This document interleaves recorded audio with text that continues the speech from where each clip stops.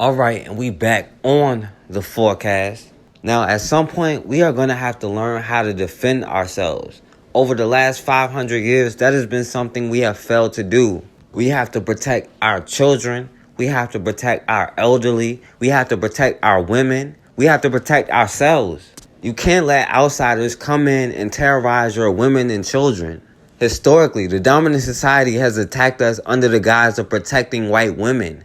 And that's one thing we can learn from them. They have killed so many people and destroyed so many of our communities under the guise of protecting white women. If we start to implement the same thing, we wouldn't be in the same situation that we are in now. Yet all we try to do is reason and pray and ask them to change. Meanwhile, these are the same group of people that have done things like a racial cleansing, like in Georgia in 1912. White mobs chased every black person out of Forsyth County after they kept committing terrorist acts on the black community. And like many of these massacres, it started over white women. In one case, a white girl, Ellen Grice, falsely accused 2 black men of trying to rape her. Now, she most likely made it up because she was bloodthirsty and to increase racial tensions. But she ended up accusing 2 black men, Tony Howell and Isaiah Perkle, and they were arrested along with 3 other black men, Fate Chester, Johnny Bates, and Joe Rogers, and they were all taken to Forsyth County Jail. So then the lynch mob tried to storm the jail, but the police locked these brothers in a vault and they couldn't get to them. So then the local preacher, Grant Smith, was simply accused of saying the white woman lied after she got caught with the black man, which was most likely the truth, because white women have historically lied on black men in a heartbeat. But the mob took this preacher in front of the courthouse and then beat him with a horsewhip until he almost died. But of course, nobody was ever charged for it. Then a few days later, another white woman, Still May Crow, ended up getting beat up and murdered. And they accused a young brother named Ernest Knox of committing the crime. They claimed this young brother, Ernest Knox, hit her from behind, drug her in the woods, and then raped her. And then hit her with a large stone, crushing her skull, killing her. And eventually he was arrested. And they ended up taking him to a jail a few counties away to avoid a mob. So then the police used what they call a mock lynching to make him confess to the crime. Well, the police basically get people like a lynch mob and put a rope around his neck and threaten to hang him if he don't confess. And if he doesn't, they'll eventually hang him anyway. And as the word got out, the mob started to gather at the jail and they had to take him to Atlanta for his own safety. So the next day, 3 more people were arrested. A brother named Rob Edwards, a brother named Oscar Daniel, and a sister named Jane Daniel. And they told Jane Daniel they'll give her a plea deal if she testified against Rob Edwards and her brother, and if she testified against the brother Ernest Knox. But before they could go to trial, a lynch mob estimated around 2,000 started to gather at the jail. And soon that number went to 4,000, and then they began to storm the jail. They ended up shooting his brother Robert Edwards in his jail cell. Then they tied his body to a car and drug him through the streets. And then they hung him from a telephone pole in the middle of the town square. And his body was mutilated so badly they couldn't recognize him. They thought he was another person. And not long after that, the brother Ernest Knox and Oscar Daniel were both convicted of the murder. And despite public lynching being outlawed at this point, a crowd between 5,000 and 8,000 white men, women, and children gathered to watch these 2 teenagers get lynched. Then over the next few months, a white group that called themselves Night Riders, because they only came out at night because deep down they were really scared, but they started giving black residents ultimatums, either move out or be murdered. They even sent 5-year-old and 6-year-old children to people giving them this ultimatum. And these little white kids were telling them leave town or else. And some people did leave, but everybody that chose to stay had their home shot up.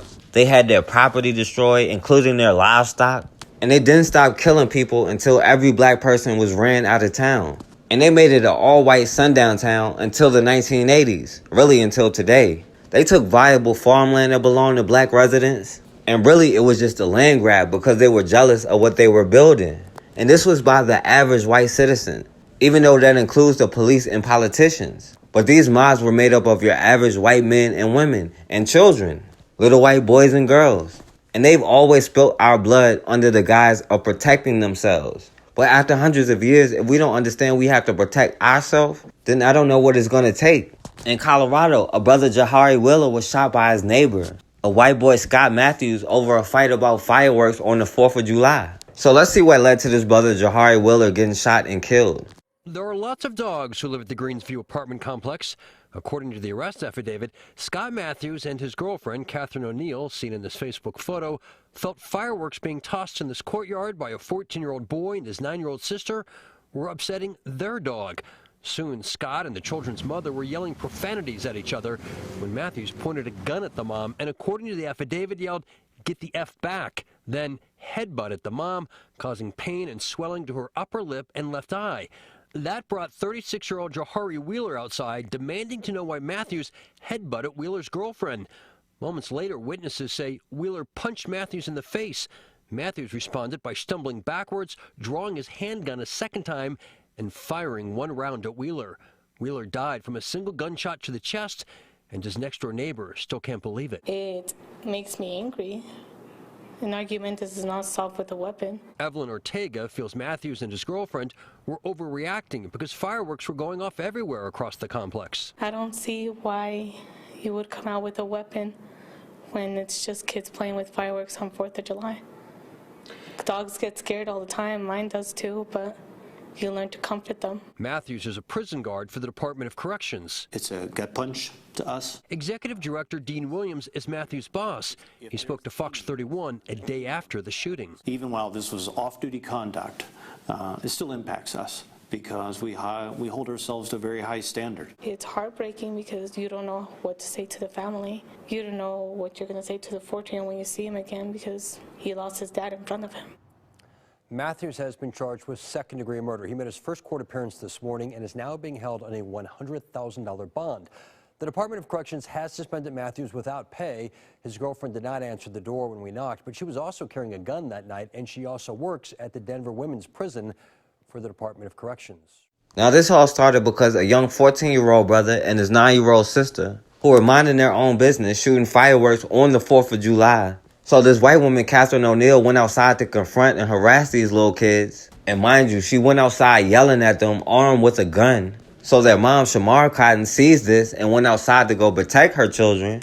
And then she ended up getting into an argument with the white girl. So then the white girl boyfriend, Scott Mathews, come outside, and he gets involved in the argument. Now this white boy came outside with his gun in his hand, pointed at her. And then he ended up headbutting this black woman in her face. And this woman was bleeding, her lip and eye was swelling. And this white boy still waving a gun at her and her children, telling them to get back. And in self-defense, this woman, Shamira Cotton, tried to throw a drink in his face. But then her boyfriend, Jaharie Wheeler, who was in the house cooking, realized something was going on outside. And when he came outside and saw blood coming from his girl's face, he went over and punched this white boy, Scott Mathews, in the face. And as this brother was about to beat him up, this white boy pulled out his gun again and then shot this brother in his chest. And he killed him right in front of his children. And when the police got there, this white boy admitted that he shot him, but he wasn't arrested until the next day on a suspicion of second-degree murder, although he already admitted to killing him. Now, this white boy, Scott Mathews, was a correctional officer, and this white girl who started the whole thing is still a correctional officer. And that goes to show you how a lot of these COs think. Now, this white girl, Katherine O Neal, also pulled out her gun after her boyfriend headbutted this black woman. Like if this black woman defended herself in any kind of way, she was going to shoot her. But she claims she never pointed it at anybody. Well, folks, another unarmed black American citizen is dead at the hands of a trigger-happy officer. This one took place on the evening of the 4th of July in Aurora, Colorado. You had an off-duty corrections officer, so not even a full-blown police officer, corrections officer, and his girlfriend, who, on the evening of the 4th of July, were angry with their neighbor's 14-year-old son and 9-year-old daughter because they were shooting off fireworks like a lot of people do on the 4th of July. The fireworks were apparently scaring the corrections officer, his small dog. And it's worth noting his girlfriend was also a corrections officer. A man by the name of Scott Mathews, his girlfriend named Katherine O Neal, both corrections officers in the state of Colorado.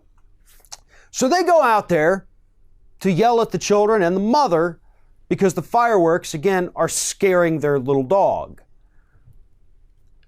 Scott Mathews, according to the report, headbutts the woman. So this off-duty corrections officer headbutts the woman, at which point Miss O'Neal, also a corrections officer off-duty, pulls out her gun. So you got two white folks, one just headbutted a black woman, the other one sitting there holding a gun in her hand, but she swears she didn't point it at anybody. And at that point, The woman who was just headbutted, her boyfriend comes out, 36-year-old African-American man, and he sees his girlfriend bleeding because this white little wimp just headbutted her.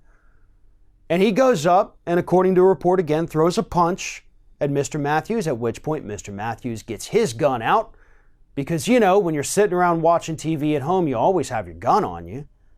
Shoots him in the chest and he's dead. Now, Mr. Mathews is likely going to be charged with something, and in my opinion, it should be premeditated murder. And here's why I say premeditated and not just, straight up homicide. He went out there with his gun. His girlfriend went out there with her gun, excuse me. They didn't need the guns. You're already at home. You're relaxing. It's the 4th of July. You're watching TV with your little puppy. Why did you have your gun? You either brought it out there to intimidate, or you brought it out there because you knew you were going to end somebody's life. That's premeditation. If you put a second of thought into it, folks, that's premeditation. Doesn't have to be something you plan out for weeks or months. It can be 5 seconds. It could be 10 seconds. It could be him saying, you know what, Katherine, let's go get our guns before we walk out there. That's all you need. But the bottom line is that this 36-year-old unarmed black man is dead. And he's dead because this wannabe Rambo corrections officer was mad that his little dog got scared of fireworks. Now, this white girl wasn't charged or arrested, but they arrested this white boy of suspicion of second-degree murder. And they set his bail at $100,000. Now, we'll see what they officially charge him with and what kind of slap on the wrist he get. Because situations like this, somehow they could never see a racial motive. They may not know anything about the case, but they know it has nothing to do with race. That's one thing they do know. Just like that old white man who drove his car into a bus stop full of black people. That ain't had nothing to do with race either. From a tragic scene this morning, 6 people are hurt, 3 of them critically, after a van slams into a Metro Transit bus shelter. Yeah, this happened just after 9 at the bus stop on Lyndale Avenue and West Broadway Avenue in Minneapolis. Fox 9's Rob Olson is live at North Memorial in Robbinsdale. And Rob, you spoke to witnesses. Yeah, I tell you what, this was a pretty impactful scene there to a lot of people. A lot of damage there at this bus stop, and a lot of people wondering exactly what happened. Was this an intentional act? Now, we have learned that the driver, identified as an 83-year-old man, has been released from custody pending further investigation. That all 6 people injured in this were adult men. 5 are still hospitalized, 3 of them with critical injuries here at North Memorial. Just scar boom. He was across the street at the corner of West Broadway and Lyndale when he heard the crash. A witness who does not want to be identified. It's come from this Penn gas station. I just heard a scar boom. So I think like somebody got to a car crash, but I see blood. I just seen a lot of blood. He then saw bodies under the van, and he knew it was bad. They hurt real bad. The van was on top of him. He ran over him. Darnell Lev Jackson was sitting by the bus stop and was one of 6 injured in his arm and his leg. He was the only one who didn't need a hospital. He said the van's driver came by once, then looped through the parking lot and seemed to be targeting the bus stop. He plotted it out, figured it out, and came back around, saw people in the bus stop, and ran them over. He wanted to do it intentionally.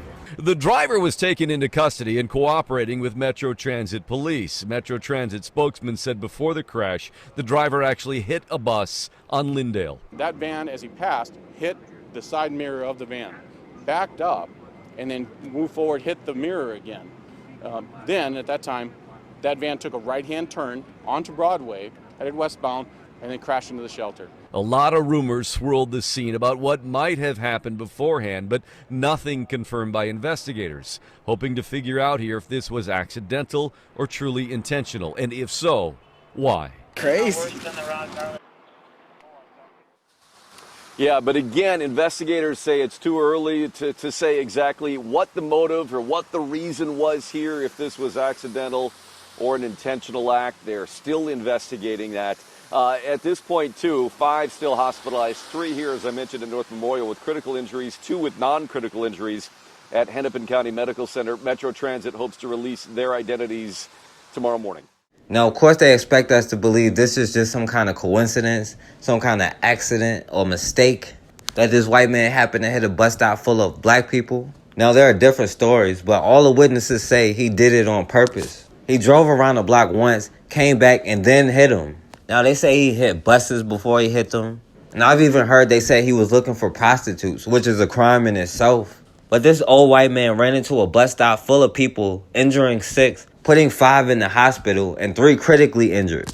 And then they didn't even arrest this old white dude, just questioned him and let him go. Even when you hit somebody by accident and it's your fault, like this clearly was his fault, you could still be hit with charges like vehicular manslaughter, especially if somebody dies.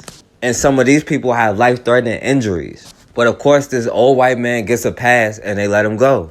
But that's because they are on code, something that we need to be.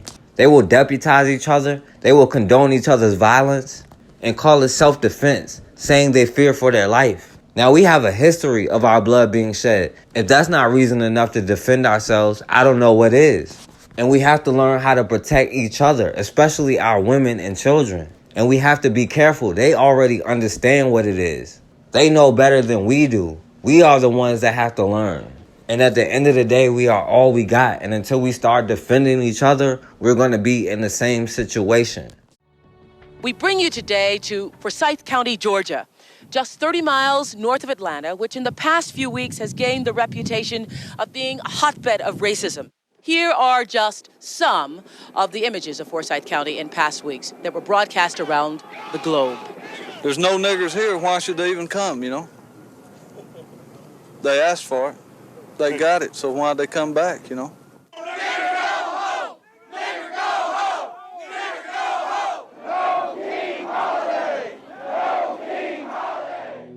Somebody tell me, where did the people who come from who were shouting, "Nigger, go home"? They came from where? Yes, ma'am. They came from, my name's Frank Shirley. I'm the head of the committee to keep Forsyth and Dawson County white. Let him speak. Please let him speak. He has the right to speak. Okay, the news media is covered up. There were thousands of white people that came out to join our white people's protest. This is the largest white people's protest against communism and race mixing in the last 30 years. The news media has deliberately covered up the nature of the Brotherhood marchers, many of whom are outright communists and homosexuals, and our organization was the only one that dared take a stand against them. They brought in thousands. You're not just anti-black, you're also anti-gay, too. I'm opposed to communism, race mixing, and low morals, and homosexuals are of low morals, in my opinion. You don't believe that people of other races have the right to live here? They have the right to live wherever they want to, but we have the right to choose if we want a white community also. That's why we moved here. You believe? That's what you believe. Excuse me. Why is it that there are people in this county, obviously, who are afraid of black people? What is it you are afraid black people are going to do? I mean, that's what I'd like to know. I'm afraid of them coming to Forsyth County. I lived in Atlanta. I was born in Atlanta. And in 1963, the first blacks were bused to West Fulton High School. And I go down there now, and I see my neighborhood and my community, which was a nice community, a nice neighborhood, and now it's nothing but a rat-infested slum area because they don't care. That's right. They don't care. Thank you. No, wait, stand up. What's that? You know. Do you mean they, us, the entire black race? The entire black race? Blacks and you have niggers. What's the difference between a black person and a nigger to you? I've talked to black people. Black people, they don't want to come up here. They don't want to cause any trouble. That's a black person. A nigger wants to come up here and cause trouble all the time. That's the difference.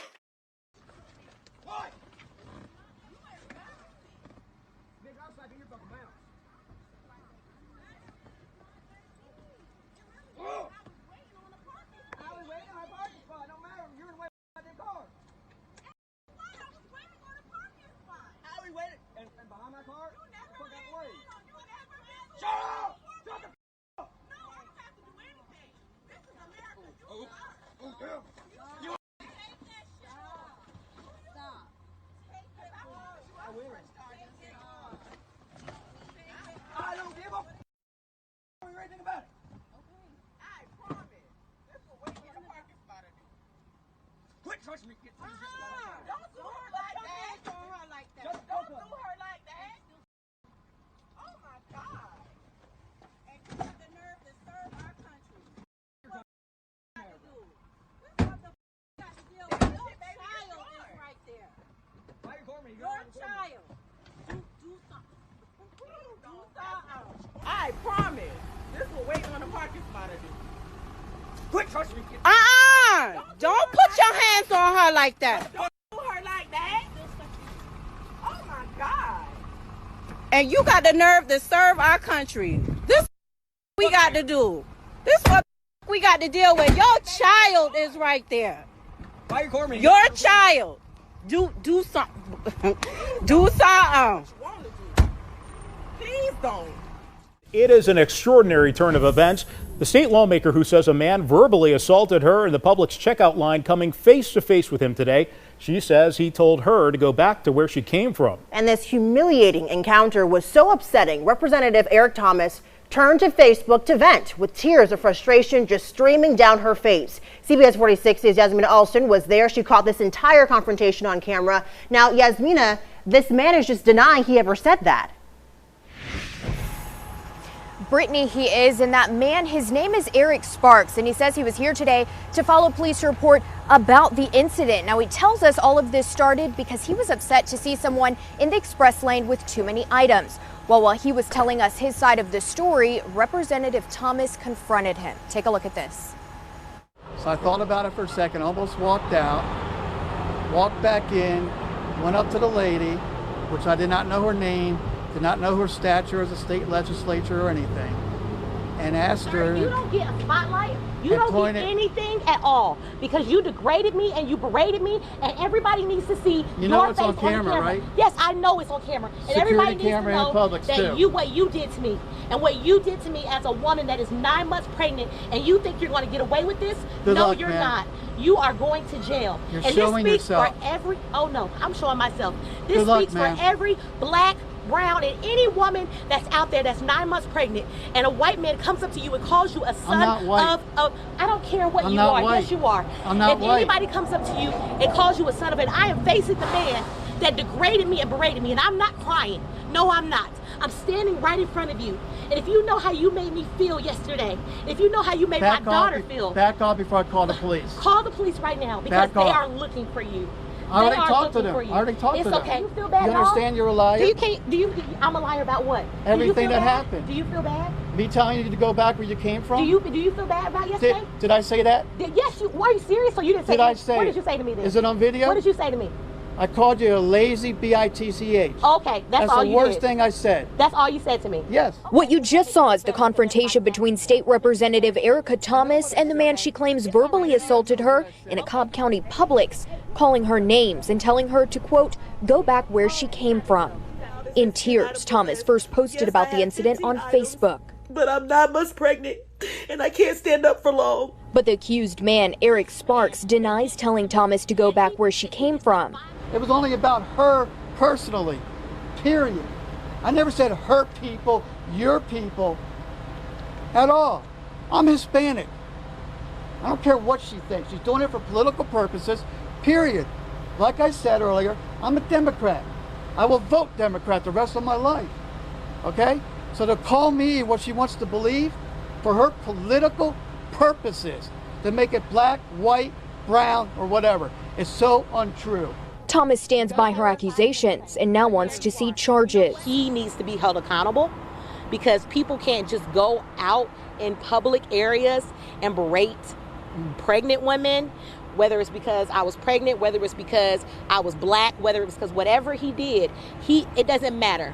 He cannot go and just cuss somebody out and take matters in his own hands because he's mad about groceries. Now, this happened just days after President Trump was criticized for a similar message directed at 4 congresswomen of color. Now, we have requested video of this incident from Publix. We don't have it at this time because Publix says they are cooperating with police. Once we get that, we'll, of course, update you on this story. Now, this old ass white lady, let me show y'all something.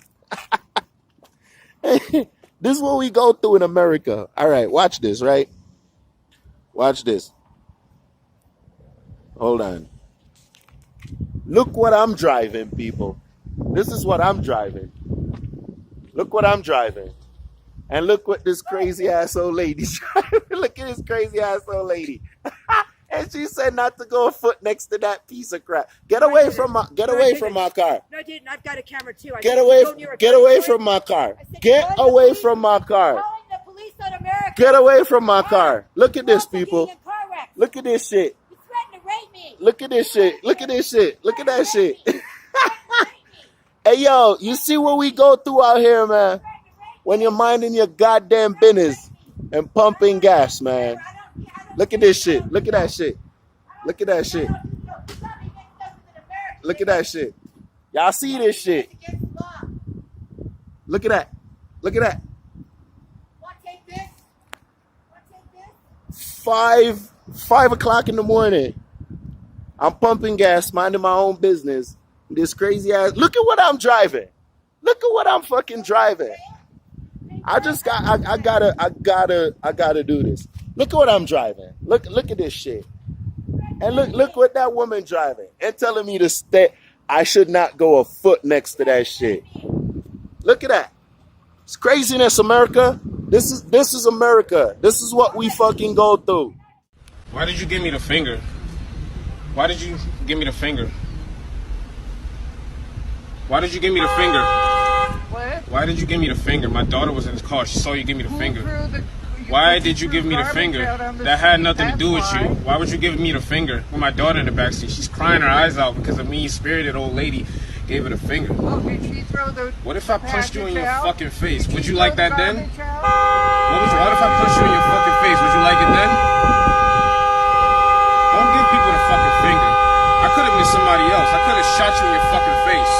You need to be careful and have respect for others. Me littering doesn't have anything to do with you. Me littering doesn't have anything to do with you. You understand? Your ancestors probably owned slaves. That has nothing to do with you, right? Right? So me littering has nothing to do with you. Don't fucking give me the finger or anybody else. Next time you can get shot in your face.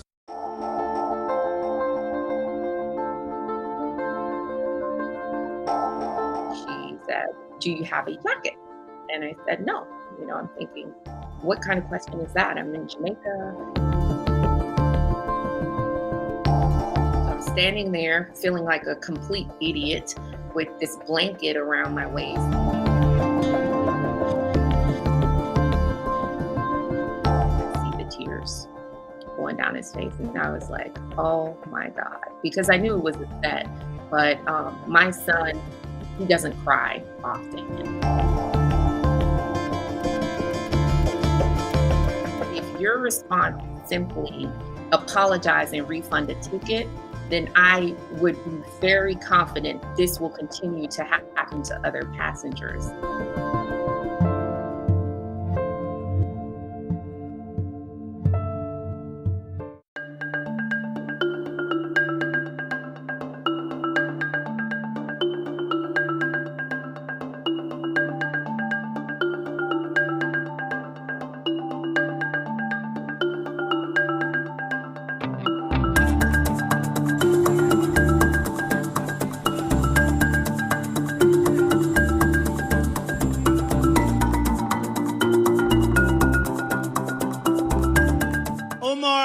Has a history of launching vicious anti-Semitic screeds.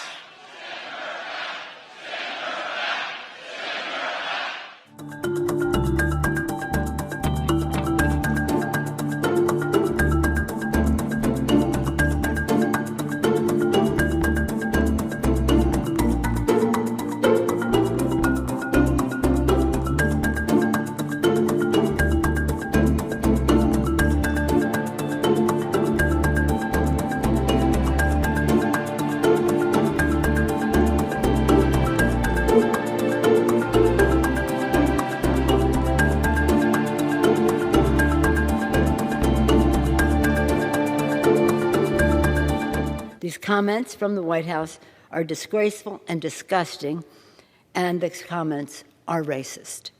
How shameful to hear him continue to defend those offensive words, words that we have all heard him repeat not only about our members, but about countless others. Give this guy some attention. This guy's getting crazy. What are you mad for? Trump, nigga. I'm mad at you, nigga. Don't touch me. Whoa, hey. Why you getting crazy, man? Fuck Donald Trump, nigga. You're not even supposed to be parked right there. Fuck Donald Trump. Fuck Donald Trump. Give him reason. Because he don't like my shit, nigga. That's right, nigga. That's right, nigga. Hey, why are you assaulting people, bro? That's false. That's a lie. Hey, you're crazy. Stop believing in the lie. See how crazy and violent these people are?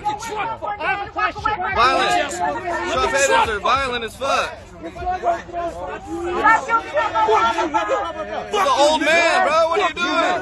Fuck you and Donald Trump, nigga. Crazy ass fool. Look, not even supposed to be parked here. Illegally parked. Crazy, you ain't gonna do shit. You're your president, whether you like that shit or not. If you don't like the president, get the fuck out of my country. Guess what? Why are you so mad?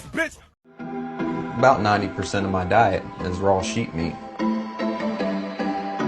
I'm just somebody living in obscurity, eating my intestine smoothies in my kitchen.